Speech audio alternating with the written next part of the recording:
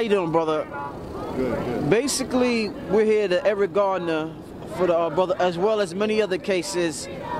When people think of Eric Garner, when they think of Sean Bell, when they think of Michael Brown, there's your face, brothers that look like you. You're the poster for that.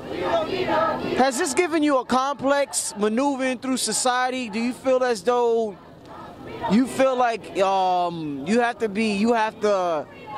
be more docile, or try your best to be less intimidated to appease other people because they may look at you as a predator or threatening because of the images that they constantly see on you on TV? A number of years ago, I had a friend who was actually killed by a police officer, and a brother who looked just like me. We were in school together, and they had found his journal.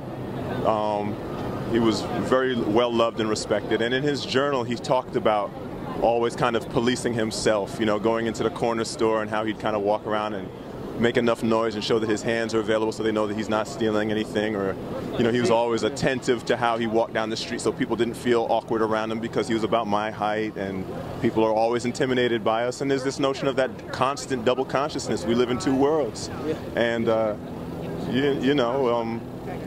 that is regular, everyday life for us.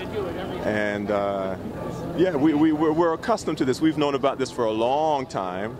But for me, in many ways, what is great in regard to social media is that now, because so many people have cameras, on your social media of choice, you get to see 1 picture, 2 pictures, 3 pictures. This is just a couple months, 4 pictures, 5 pictures. And people are collecting like one young black man after another on social media. Let's run a count. What is this? Is it open season? And it's always been open season apparently, but now we're able to take a tally and represent it.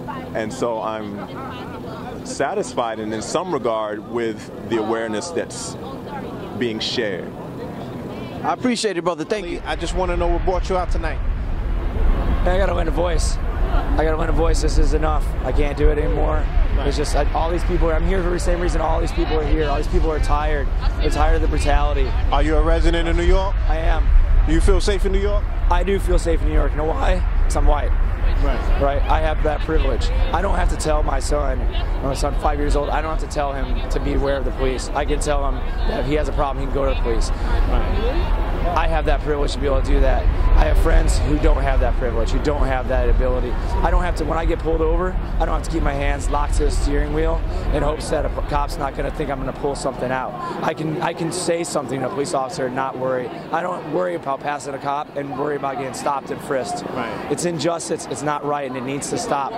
So there was a hashtag going around Twitter, what was it called? Crime in Wild White. Yeah, crime and wild white. I read some of those, yeah. Right. Yeah. So you've experienced that? Yeah, you know, I don't know if I experienced any crime in wild white, but I can tell you I understand white privilege. You know, I understand that I'm lucky enough to not have to have that happen. Right. And I can say and I understand that it's a crime that it happens. So if what we're talking about, if it's institutional, what can we possibly do to change it? I'm sorry, I can't hear you. It's very loud here. If what we're talking about is institutional, what can we possibly do to change it? I think it starts with this, right? Okay. It starts with this. It starts with people getting out, people getting off of their butts, getting out onto the streets, speaking up. It starts with white allies getting out here and speaking our voice as well. It can't just be people of color out here. It's got to be everybody out here. If you look around, it is everybody out here. We've got to lend a voice. People have to wake up. It starts there. After that, it's got to take it to the government.